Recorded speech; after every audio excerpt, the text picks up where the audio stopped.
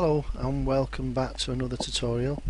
Today what I'm going to show you is how to add eyeshadow to a model or to a photograph that you've taken of a young lady that's possibly allergic to wearing eyeshadow on makeup, where you can add it in later on in Photoshop. Now the Photoshop that I'm using is CS5, but you can use CS3 on any Photoshop or anything with a paintbrush and that can create a layer mask will do. So we'll get started by adding some colour to the girl's eyes within this image and give it a bit of flare and a bit of a lift. Not that she needs it, but I'm going to do it just for the tutorial anyway. So first off, what we need to do is we need to create a layer mask, and to do this you will find it on the right hand side, which looks like a piece of paper with the end turned up. So if we click onto that, a layer will open up above your image. Now that's there for two reasons: one, where you can work on it, and two, it protects the image underneath, so if you do make a mistake your image is perfectly safe.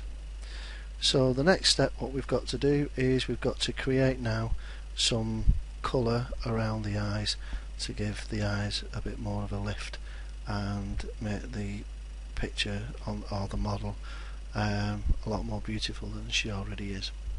So without further ado, we're going to go to the left hand side at the bottom, and it's got where it says set foreground colour, but if we click in that black box that's on top there like that, another box will open up, which is your colour picker foreground colour. Now what I'm going to do is I'm going to go for a bit of a purpley look just for the tutorial. It seems to work well, so I'm going to go for that colour so it can stand out so you can see it on the video. Click OK. Now the next step to do that now is we need to go over to the paintbrush. Choose your paintbrush. Now you will need to choose the size and the softness yourself, and you'll find all these at the top, which gives you the paintbrush preset picker. The mode I would leave on normal so you can see what you're doing, and the opacity I've set this at 70% but left the flow at 100%. It is trial and error on these, so you'll have to have a play around and get used to it and what suits your image.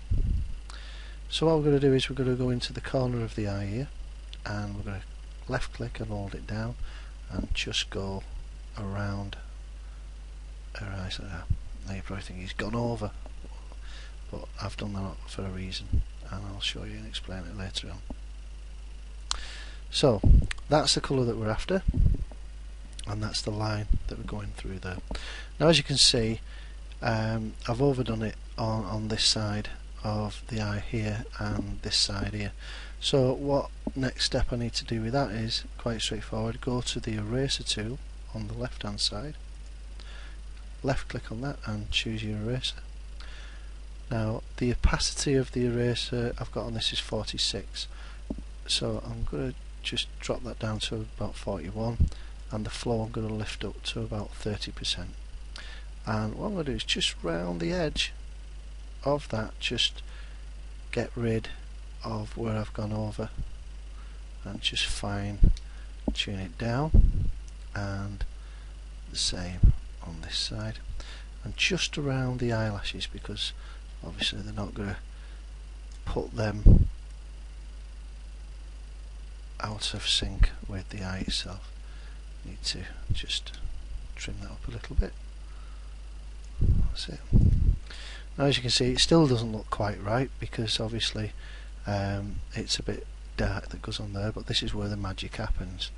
So if I go over now to the right hand side and set the blending mode for the layer that we're actually working on here to the overlay, as you can see it's toned down the colour from what it was from here, and the overlay has blended it in, which gives it more of a natural look.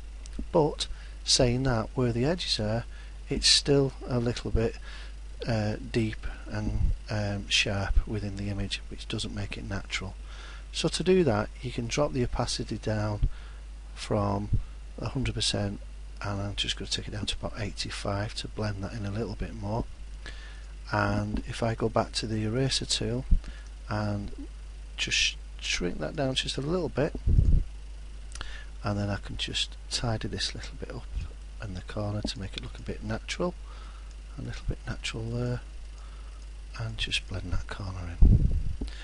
And if I now fit that back to the page, you will see that it's not been overdone and it does look natural, and hopefully the eyes itself stand out a lot more to what we've done. So I hope you've enjoyed that, and I hope that you have a bit more fun with it. I am going to do a couple more videos for itchyphoto.com, and hopefully we'll do some beauty work on blemishes and other things like that, what we can help out on portrait photography. So thanks a lot. My name's Sean. If you like it, please subscribe. If you don't, then don't subscribe. Thanks for watching. Bye bye.